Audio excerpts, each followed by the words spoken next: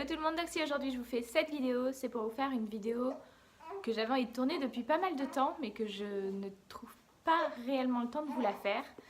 Parce que comme vous l'entendez derrière, j'ai un bébé qui gazouille et qui dort très peu en journée, ou quand il dort, j'ai d'autres choses à faire du coup. Donc aujourd'hui, je vous retrouve pour faire le récit de mon accouchement, parce que ça a été une journée intense, longue, et je voulais surtout faire cette vidéo pour m'en souvenir, comme pour les précédentes vidéos, pour ne oublier aucun détail, même si honnêtement l'accouchement j'ai tout noté dans un cahier.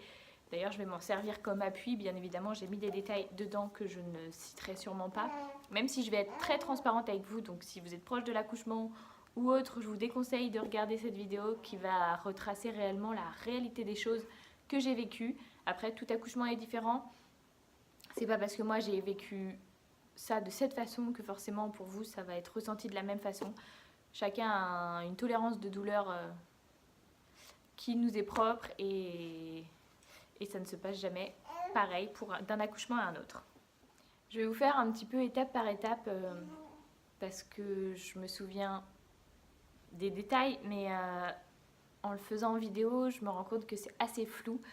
Donc déjà il était 21h30, c'était un vendredi, donc le vendredi 22 février. Mon chéri venait de rentrer de déplacement, il comptait ne pas repartir pour la semaine d'après, donc il était en vacances. Et on regardait le replay des Marseillais, voilà, petite anecdote. Et je vais pour aller me chercher un yaourt, on avait fait barbecue, tout ça, je vais pour aller me chercher un yaourt pour le manger dans le canapé. Et en m'asseyant dans le canapé, j'ai entendu un craquement. Donc directement je vais aux toilettes, je me dis c'est quand même très bizarre, enfin j'ai jamais entendu ça, c'était vraiment une sensation de craquement. Donc je vais aux toilettes et effectivement j'avais rompu la poche des os, donc j'avais perdu le bouchon muqueux plus précisément. Donc là je panique un petit peu, je réfléchis, j'ai pas tout de suite dit à mon chéri, et puis je l'ai appelé, je lui ai dit j'ai perdu le bouchon. Et là il s'est retourné, il me fait mais qu'est-ce que tu racontes, il était à fond dans la télé. Et du coup, je lui dis, là, je vais accoucher, quoi. Enfin, ça commence, quoi. Du coup, un petit peu paniquée, prise de court, j'appelle ma mère, je lui demande ce que je dois faire. On se fait des scénarios avant l'accouchement, mais une fois qu'on est sur le moment, la panique prend le dessus. Du coup, elle me dit d'appeler la maternité, donc je le fais, j'appelle la maternité, ils me disent de venir parce qu'à partir du moment où on a rompu la poche des os, il faut se déplacer parce qu'on peut faire des infections, etc. Du coup, on se prépare, je dis à mon copain de prendre son temps parce que je le voyais courir dans tous les sens. Je lui dis non mais t'inquiète, prends ton temps, ça va durer des heures et des heures. Donc pas de panique. Donc comme je lui ai dit, moi je vais aller me laver les cheveux parce que j'avais pas lavé mes cheveux, ils étaient hyper sales et je voulais ne pas avoir à les laver pendant les 3 jours là-bas. Du coup j'ai lavé mes cheveux, on s'est douché, enfin voilà, lui il s'est douché, moi j'ai pas pris de douche le soir parce que je me suis dit au cas où j'ai pas envie d'attraper une infection, je laisse tel quel. De toute façon, faut pas se laver quand on a rompu la poche des os pour pas enlever le liquide qui reste à cet endroit-là, pour que quand il vérifie, ça soit pas parti. Donc du coup, on se prépare, on se lave, tout ça. Mon chéri devait prendre son gel et au lieu de le prendre, en fait, il l'en a mis. Donc à 22h30, à 21h30, je me suis dit mais what the fuck, qu'est-ce que tu fais? Donc on a rigolé, je me suis dit non mais là on est mal barré, quand on était en panique tous les deux.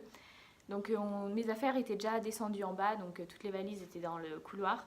Donc on a tout mis dans la voiture, on est parti, on a mis les animaux dans l'arrière-cuisine là où ils dorment. Le chien allait être récupéré par ma mère le lendemain matin pour être emmené chez ma belle-mère. C'était toute une histoire. Et les chats, je les avais nourris et tout pour les 3 jours. Donc, et puis ma mère revenait de toute façon les nourrir, ou mon compagnon venait aussi. Donc on part à la maternité, on arrive là-bas vers 22h. Ouais, 22h. Donc on nous accueille tout de suite. À 22h, du coup, on m'emmène en salle d'admission. On me dit de faire pipi dans le gobelet pour les analyses d'urine. Elle m'examine le col avec un prélèvement pour voir si c'est vraiment du liquide amniotique, ce qui va déterminer si oui ou non il nous garde pour la nuit, enfin il nous garde jusqu'à l'accouchement. Donc elle fait son prélèvement, c'est bel et bien du liquide, donc on est gardé. Après, elle m'examine le col, il est ouvert à 2 et il est court. Donc le travail commence, mais c'est très doucement. En plus, j'ai aucune contraction à ce moment-là. Elle nous emmène en salle du coup de monitoring, là où on avait été dimanche d'avant pour faire un contrôle, parce que je sais pas, je me sentais pas très bien. Et du coup, on fait le monito à 22h55. Donc là, à ce moment-là, j'avais aucune contraction. Et pile quand elle m'a installée sur le dos avec le monito, j'ai commencé à avoir des contractions. Et là, je me suis dit, oh non, pas ça. En fait, je pense qu'en touchant mon col, en bougeant un petit peu tout ça, ça a déclenché les contractions. Donc je commençais à subir un petit peu les contractions. On m'a également fait une prise de sang pour voir si tout était ok, si... Je ne sais pas en fait. Ouais. On m'a dit que si c'était pas bon, on viendrait me prévenir quand je serais dans la chambre. On m'a jamais prévenu, donc c'est que les analyses sanguines étaient bonnes. Après le monito, donc tout se passe très bien. On nous emmène en chambre à 23h55, donc 1 heure après de monito et de prise de sang. On me dit de me reposer. Et là, je me suis dit non mais je vais jamais tenir. Les contractions commençaient à être de plus en plus fortes. Je suis très sensible quand il s'agit de douleur au ventre. Donc là, je me suis dit mais je vais jamais réussir à dormir, c'est pas possible. Donc mon chéri avait une couchette qu'ils ont dans toutes les chambres à cette maternité-là. Donc lui, il s'installe, il dort, il n'y a pas de problème. Et moi, je commence à douiller vraiment. Donc je me mettais dans des positions assises, j'étais très bien, je sentais plus de contraction. Allongée, c'était horrible. Sur les côtés, c'était pas bon non plus. Donc dès que j'étais en fait allongée, j'avais des douleurs atroces. Donc je restais assise et je gigotais comme ça pour que ça passe. J'ai essayé de tenir au maximum, mais en fait avec le fait de ne pas connaître les contractions, que ce soit un premier accouchement, tout ça, je ne savais pas en fait si mon col bougeait, quand est-ce que c'était les vraies contractions qui font mal et tout, je ne savais pas. Donc j'ai un petit peu paniqué, j'y suis allée un petit peu tôt je pense. Mais à 2h30 j'ai réveillé mon chéri et je lui ai dit que là j'en pouvais plus, j'en avais marre, que de toute façon je n'allais pas dormir. Donc que je voulais appeler les sages-femmes pour voir où j'en étais. Donc les sages-femmes me disent de me diriger vers elles, donc de retourner aux urgences pour qu'on me fasse un monito, qu'on me fasse un contrôle, etc. Donc on me revérifie le col, il n'a pas trop bougé, on était à 3 il me semble. Après on m'emmène au monito et là l'enfer commence, on me pose le monitoring, on me met sur le dos en position semi-allongée. Et là, catastrophe, les contractions, j'arrivais pas à les gérer dans cette position-là, donc j'étais pas bien du tout, donc j'ai géré les 30 premières minutes. Mon chéri, me soutenant, dormait, clairement. Il a dormi tout le long, vraiment tout le long de l'accouchement. Il dort partout en fait. En plus, il revenait de sa semaine de travail, donc je comprends, il n'y a pas de souci. Mais c'est vrai que j'étais vraiment toute seule à gérer un petit peu mon truc. Et on me fait 30 minutes. 30 minutes passent. Je me dis, mais attends, on va m'arrêter quand ce putain de monitoring? Donc j'attends. Ça commence à défiler. Donc à 4h quand même, une fois que je la vois toujours parvenir, je me dis je vais appeler parce que là j'ai très mal au dos parce que les contractions étaient montées dans mon dos, parce que je pouvais pas bouger, donc j'étais en position stable parce que j'avais peur de perdre le monitoring. Du coup j'appelle, c'est une autre dame qui vient me voir un peu nonchalante, je n'ai pas du tout apprécié cette sage-femme là, heureusement je l'ai pas eue, parce que celle que j'avais eue tout le long elle était hyper gentille, donc elle me dit elle est partie en accouchement. Je dis, vous pouvez pas faire quelque chose quoi pour me enlever-moi le monitoring quoi. Enfin, je sais pas. Au bout d'un moment, j'arrive pas à contrôler mes contractions. Est-ce que vous pouvez m'enlever le monitoring? Genre, la meuf un peu saoulée de me soulager. Hein. Donc elle m'enlève le monitoring et du coup là, je peux me remettre assise et contrôler mes contractions. Donc ça allait mieux. À 4h30, elle revient m'ausculter. Je me suis trompée tout à l'heure en vous disant qu'elle m'avait ausculté avant. En fait, elle m'a ausculté après le col. Donc là, j'étais ouverte à 3 et du coup, elle m'a proposé de mettre la péridurale, d'aller poser la péridurale. Donc j'ai dit oui, j'aurais peut-être dû attendre un petit peu et de moins m'écouter. Mais bon, du coup, j'ai dit oui. Elle a appelé l'anesthésiste. Donc à 4h50, on met la perfusion, on nous installe en salle d'accouchement. On attend l'anesthésiste qui prépare, les sages-femmes préparent tout le matériel pour l'anesthésiste, tout ça. La perfusion, j'ai rien senti du tout. On m'a dit que, après coup, la sage-femme m'a dit que c'était plus douloureux pour certaines que la péridurale. Moi, j'ai rien senti clairement. Donc on me branche de partout. J'avais des électrodes ici, 3 ici, je crois, une sur le ventre. Je pourrais plus trop vous dire. Donc j'avais le monito sur le ventre, donc pour le battement du cœur et pour les contractions. J'avais le tensiomètre sur le bras droit, la perfusion sur le bras gauche. Donc j'étais branchée de partout et la perf qu'on allait me faire dans le dos qui passe un peu partout. Donc l'anesthésie arrive, elle me demande de m'asseoir sur le côté face aux sages-femmes qui sont très très gentilles, qui me parlaient, qui me disaient quoi faire, etc. Elle me pose la perfusion, j'ai absolument rien senti, enfin pas de douleur, c'est juste j'ai senti le liquide couler du côté droit et j'ai bien compris par après que mon côté gauche n'était pas trop anesthésié. Pendant ce temps-là, bien évidemment, mon chéri était parti se promener. À 5h30, la perfusion, la péridurale commence à faire effet. Et là, je me dis, ah, je vais pouvoir enfin dormir, c'est cool. Et ben non, parce que les sages-femmes viennent toutes les heures et mon tensiomètre prenait ma tension toutes les 3 minutes. Donc j'ai réussi à me reposer quand même, mais bon, c'était difficile. En plus, vu que je bougeais un petit peu pendant mon sommeil, je perdais les trucs, je sais pas comment on appelle ça, les ronds du monitoring glissaient, donc on n'entendait plus le battement du cœur, ou on sentait plus mes contractions, donc elles revenaient. Donc au lieu de venir toutes les heures, elles venaient souvent toutes les 30 minutes. Donc c'était désagréable, j'ai pas pu beaucoup me reposer, donc j'ai dormi clairement de 5h30 à 8h30 par beaucoup de coupures et c'est tout. Donc j'avais pas dormi depuis le matin, le vendredi matin à 11h. J'ai pas très bien regardé les noms de mes sages-femmes et j'en suis dégoûtée parce que du coup j'aurais bien aimé savoir, mais il me semble que j'avais une étudiante qui était là qui s'appelait Stéline, qui me faisait beaucoup penser à une fille qui était dans ma classe en esthétique, et l'a confirmée Lucie. Du coup elle m'analysait le col toutes les heures. J'étais beaucoup plus auscultée par l'étudiante que la sage-femme, ce qui m'a pas posé de problème. Avant je disais ouais non c'est mort, mais la confirmée m'a clairement dit qu'il lui manquait juste son diplôme et qu'elle faisait exactement, qu'elle avait les capacités de faire exactement tout comme elle, c'est juste qu'il lui restait le diplôme à passer quoi, il lui restait plus grand chose à apprendre, voilà, je sais pas comment ça se passe mais bon, bref. Donc les heures passent, les contractions font sûrement leur effet un petit peu sur mon col, elles viennent le vérifier.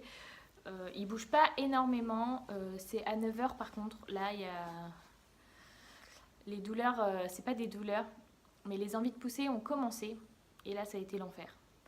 J'ai pas pu me reposer, enfin j'ai essayé de me reposer entre deux mais c'était très compliqué parce que c'est aller à l'encontre de son corps en fait, vous avez très envie de pousser, c'est pas une douleur mais presque, et il faut retenir ça, donc très compliqué. En plus j'ai eu des petits problèmes d'hémorroïdes, la glace, donc ça me faisait hyper mal de retenir ça, enfin de retenir la poussée quoi, j'avais vraiment l'impression que j'allais me chier dessus, hein. Je suis désolée des détails, alors que non pas du tout, vu que quand vous accouchez en fait la tête appuie sur l'anus, voilà, on adore ce passage, et du coup ça bloque, voilà, donc il y en a qui le font apparemment pendant l'accouchement, de toute façon ils ne vous le diront pas, donc ça se trouve ça m'est arrivé et je ne le sais pas. Voilà.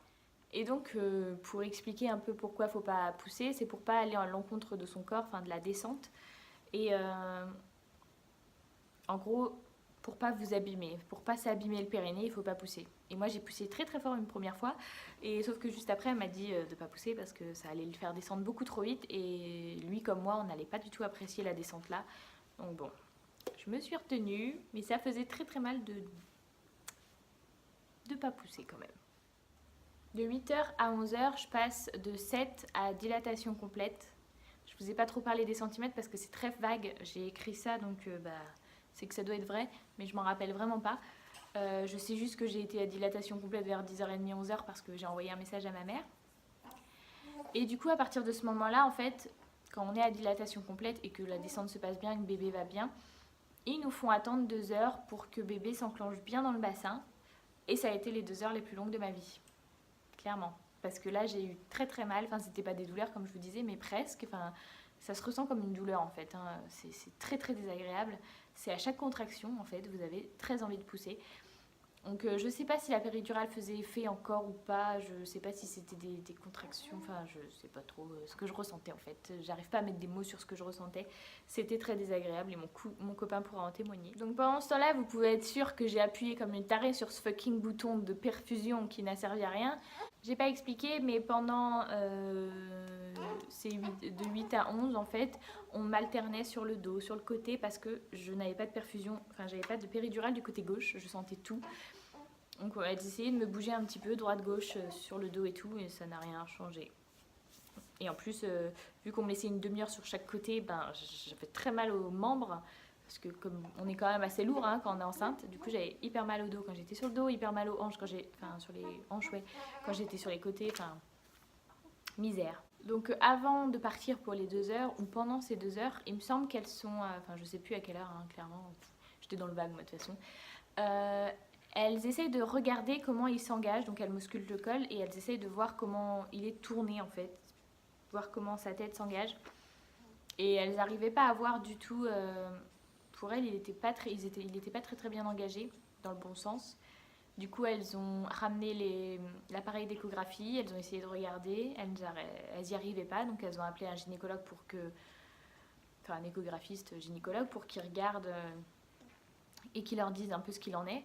Donc ils regardaient sur le côté, donc c'est pas très très bon parce que je sais plus de quel sens ils sont censés arriver, mais bon c'est mieux quand je crois qu'ils regardent,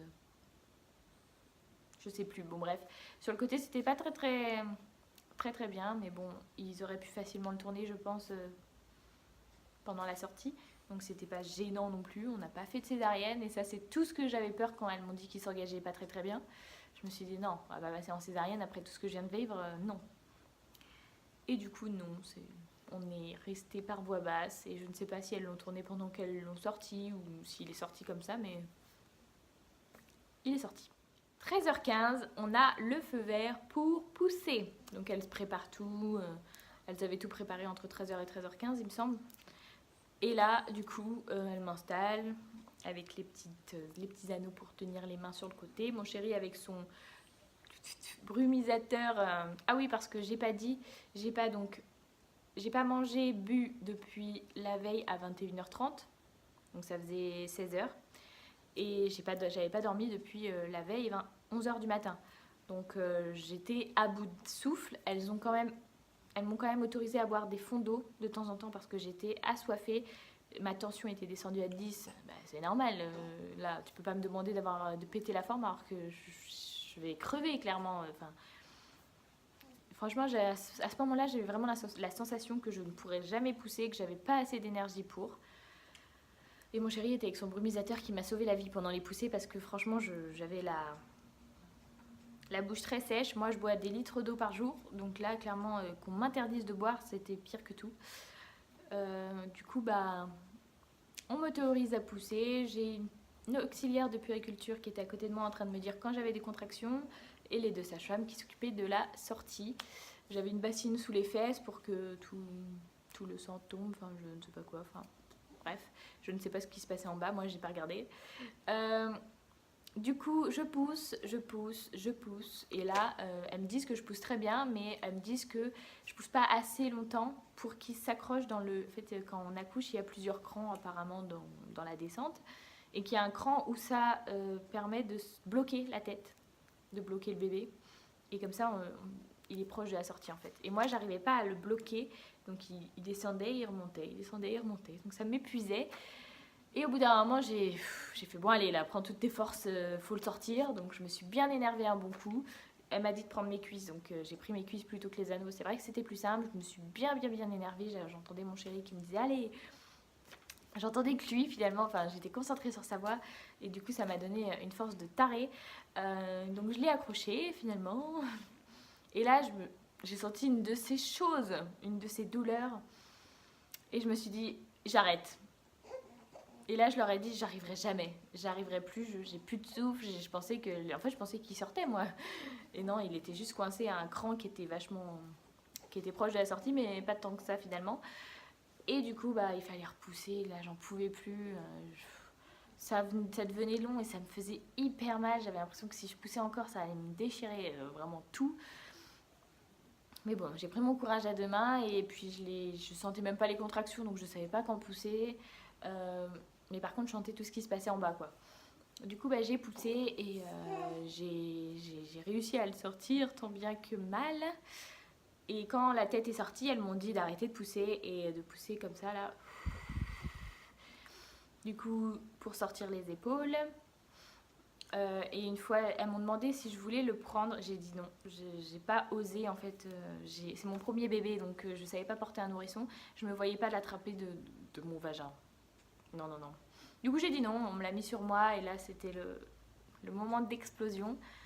Je réalisais pas. J'ai pas réalisé tout de suite que c'était mon fils qui venait de sortir de moi, qui était sur moi. Mais je l'ai trouvé trop beau. Enfin, il était trop beau. Pour moi, avant, je disais oui, ça me dégoûte, il est sale, machin. Et quand on te le pose sur toi, tu oublies tout ça. Enfin, clairement, explosion de bonheur. Mon chéri était en larmes totales. Moi, j'ai pas pleuré parce que d'ailleurs, je bloque encore, je pense, mes émotions. À l'heure actuelle, il a 1 mois. Mais c'est vrai que c'est un truc de folie. C'est le plus beau moment de ma vie, hein, clairement, ça le restera. Et c'est pour ça que je fais cette vidéo, c'est pour regarder tous ces souvenirs. Parce que même si les vidéos seront stockées dans un ordinateur, les ordinateurs, ça peut planter à tout moment. Et j'ai pas envie de perdre tous ces souvenirs. Bon, l'accouchement en soi, je l'ai écrit, mais tout le reste, c'est bien de l'avoir en vidéo. Donc pendant que j'avais mon bébé sur les bras et qu'avec Jimmy, on le regardait, on l'examinait, on a compté ses orteils, ses doigts, tout,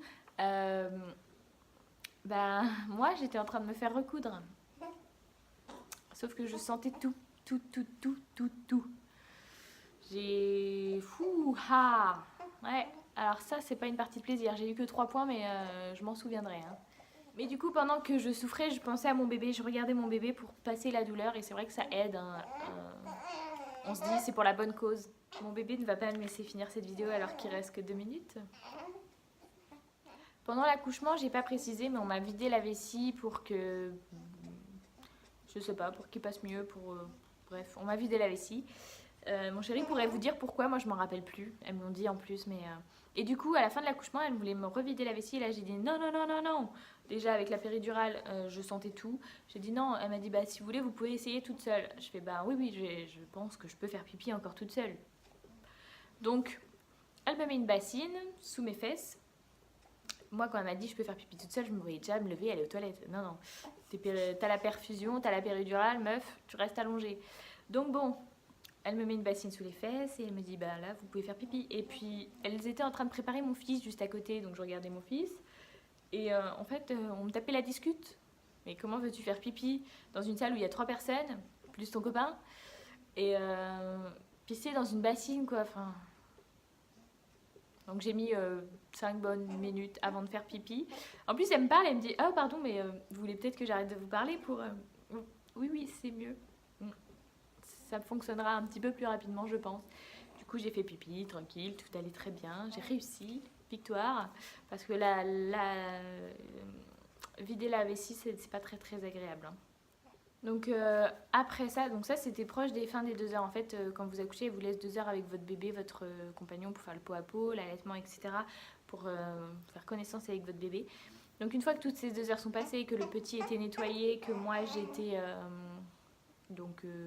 prête, on m'a mis en fauteuil roulant et on m'a conduite dans la chambre avec le petit, mon chéri, tout ça. Et du coup voilà, fin de l'accouchement. Et je pense que je ferai une autre vidéo pour le séjour à la maternité, si j'arrive à me souvenir bien des détails, mais je pense que ça va être un petit peu brouillon. Donc voilà, j'espère que cette vidéo vous aura plu. En tous les cas, moi ça reste malgré tout un merveilleux souvenir. Hein. Ça m'a donné la plus belle chose au monde, donc même si j'ai beaucoup souffert, ça reste un moment magique. Et il fallait qu'il sorte, il est sorti, et même si ça a mis 16 heures, même si ça a été un petit peu douloureux, pour pas dire beaucoup, et que je m'attendais pas à ça, même si on s'y prépare, on sait que c'est douloureux, on s'attend pas à autant de fatigue, mais voilà. Donc j'espère que cette vidéo vous aura plu et je vous dis à très vite dans une prochaine vidéo.